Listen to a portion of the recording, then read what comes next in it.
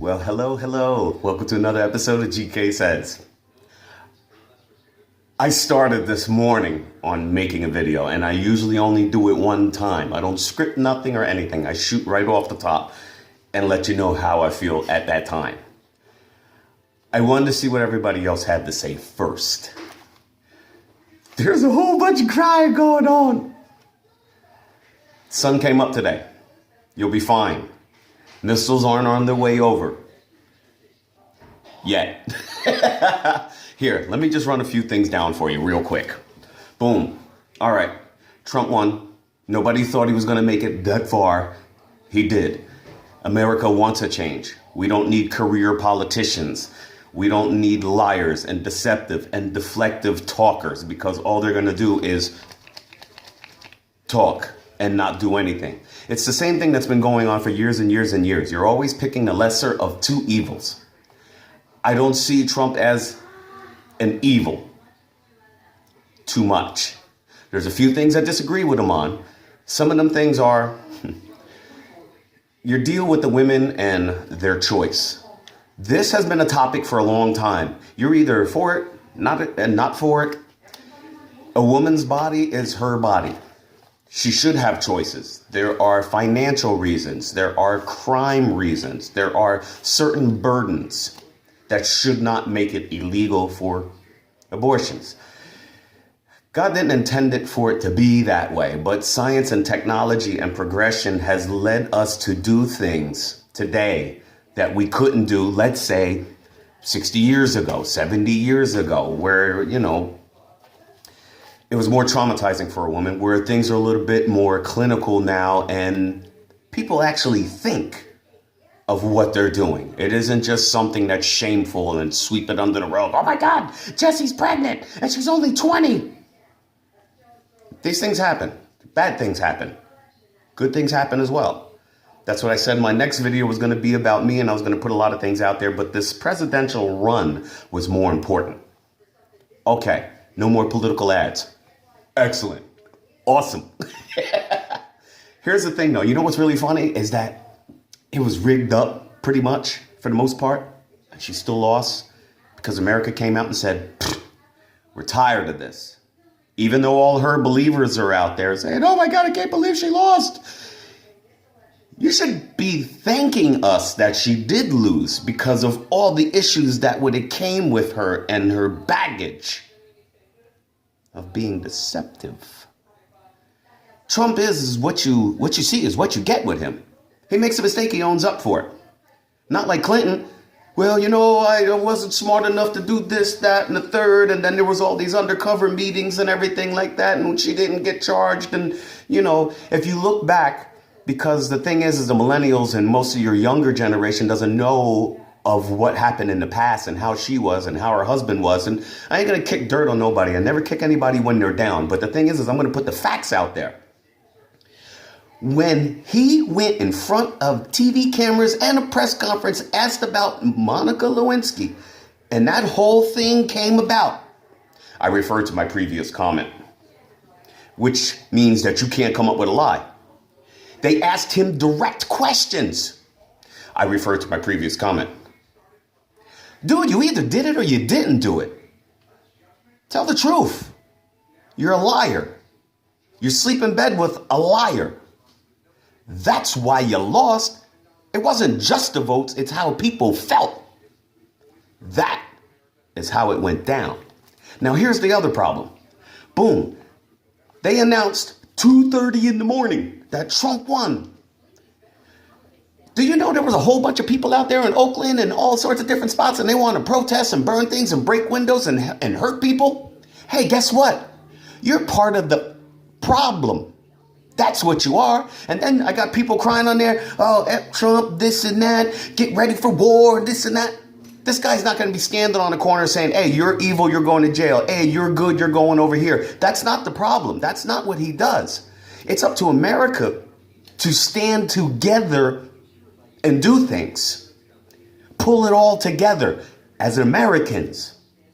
Now, I know you're thinking about the Muslims and the Mexicans and the wall and things like that. The wall is a metaphor.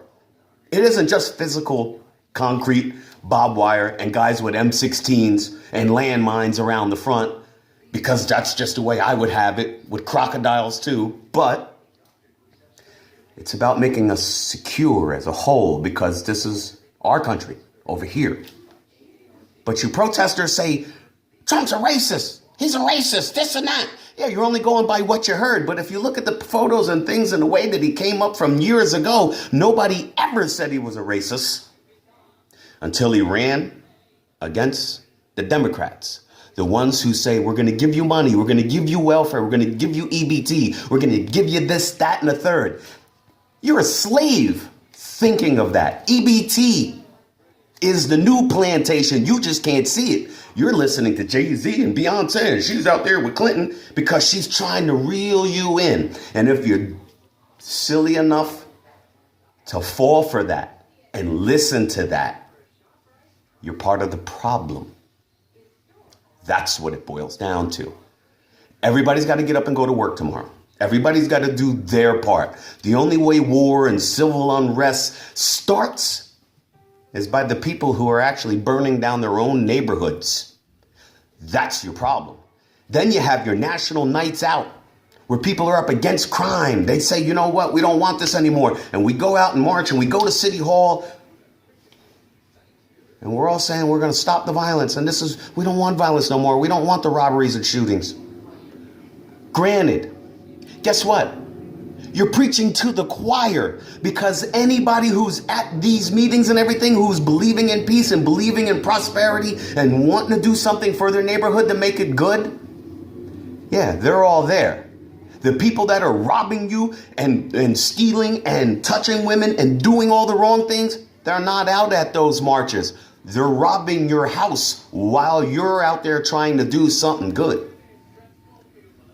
People who do bad things have families too. It's up to their families to say, I know what you're doing. I know you're doing wrong.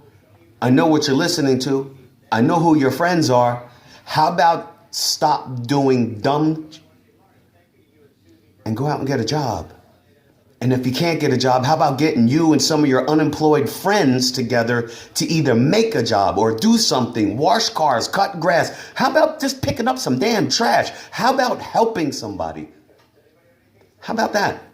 Because that's what America was back in the day. When you came over here from Germany, Italy, or wherever it is you came from, yeah, they looked at you wrong because you were an immigrant. But most of the people that came over here, 40s, 50s, 60s, and whatnot, worked for something. There was no welfare. There was no handouts. 1929, problem. People stood online for jobs. Now, I've got people that apply for jobs, go for the interviews and everything, and guess what? They don't even show up. No call, no show. If you're going to go through all of that, show up for the job or give the boss some respect by calling him and saying, look, something else came up. Kids today can't even operate a push broom because there is no app for a push broom. There is no app for that. And the funny thing is two friends of mine went out to go vote. One went to vote, waited in the car for his friend, and his friend was out lickety split. And he was like, hey, wow, you voted that quick? He says, no, I couldn't vote. He said, why not? Somebody had already signed in as me and voted. How much of that has been going on? It isn't even just a rigging. It's the fact that people are voting without IDs, which you say is unconstitutional. I say proof of being able to drive, like a driver's license, is the same thing as voting. You need to show who you are and where you're at. This is one of my longest videos, but these things have to be said. Remember, love your loved ones.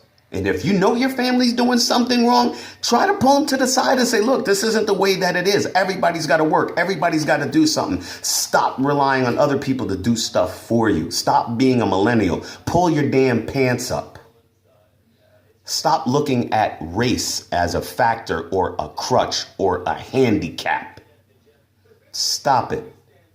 I've been working since I was 13. I'm still $30,000, $40,000 in debt. I'm living check to check, and some months I pay this one and some months I pay that one. I have nothing. But I got my girl. I got my 3 cats. I got my little knickknacks and my little play toys, but that ain't nothing. I don't have anything I want. I drive a car from 1978. Why? Because it's easy to work on. And it's mine. I'm a responsible person. I'm a responsible American. I vote. I do my thing. For the most part, I try to respect law enforcement as much as they respect me, depending on the circumstance. I found out that, guess what? You can't win no arguments on the side of the road. You have to take them to court if you have been wronged. There's no need to get all out and start throwing your arms all up when the officers got you pulled over, because you will end up getting shot. And guess what? If you're carrying a gun and you're not permitted to carry that gun and you start pointing at the cops and they shoot you, I really don't feel all that bad for you. If you're robbing people and you're smacking people with weapons and things like that, and the cops shoot you down, I don't feel bad about that either. As you see it, God, however you see him or her, or whatever it is you believe in, he's always watching. You got to think about that. You have to answer for everything that you've done. That's why on my next video, when I tell you about what I'm about and how I am and the things that I've done, you'll see a whole new George Kelly that you had an idea of, but you really didn't know the whole picture on how I operate and how I do things. That'll be my next video, I hope, unless something crazy goes on. Oh my God, unless something like that happens. I'm going to tell you who I am. I have a lot of friends and a lot of acquaintances out there, and I love you all. Be safe. Don't be a sheep. Don't worry about it. Your candidate lost? Don't worry about it. Barack won 8 years ago, and they said the world was going to end then. Then he got a second term, and they cried even harder. They were right in certain instances because that Obamacare is off the hook and there's families out there suffering because of it. But there's other things. Pro-choice, pro-life. Be good to your family. Be good to your friends. Love thy neighbor. That's the way it's supposed to be. You want to be an American and cry and I'm moving to Canada. Bye. Bye. If you say you're going to do something, do it. Because if I was foolish enough to say I'm moving to Canada if Trump wins, my moving van would have been here bright and early this morning. But guess what? I'm not foolish. America is a great country. I won't say it always has. It hasn't. There's been lots of detrimental history issues with this country. But as it is now, the ones that say America was never great, let me run something down real quick for you. 50, 60 years ago, let's say 70, 50. We'll just take a round number. 50 years ago. Black dude couldn't get married to white chick. Interracial was frowned upon. Black man couldn't run anywhere without being hassled by the cops. Today, it's sort of still like that. Nowhere near as it was before. Brother man couldn't walk in certain neighborhoods, drive certain cars, couldn't hold certain jobs, couldn't be a boss, couldn't be a supervisor. Look how far you've come. Dominating sports, this, that, and the third.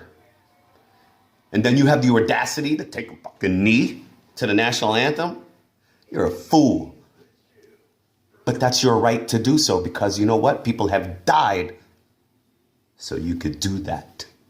Understandable. I'm not completely mad at you. America is great. One of our defining moments was 9/11. Yes, I understand who did it and how it was done. And no, I'm not going to put it here because I don't want to end up with 2 shots in the back of the head with a suicide note. But from that moment on, for let's say a year or so, nobody saw color at that time. Everybody wove American flags. We were all American at that time. And then guess what? You said you'd never forget? How quickly we forget. Don't see as many flags now. And the only time we did see them is for Trump supporters. Not one Hillary supporter supported an American flag. So that goes to show you a lot right there. I'm running too long. I'm probably late going back to work. Look. Share my video if you see fit. I'm trying to get the word out there. And yes, I'm still trying to work on this YouTube thing, but I'm having problems, okay? I love everybody. Enjoy your day. Peace.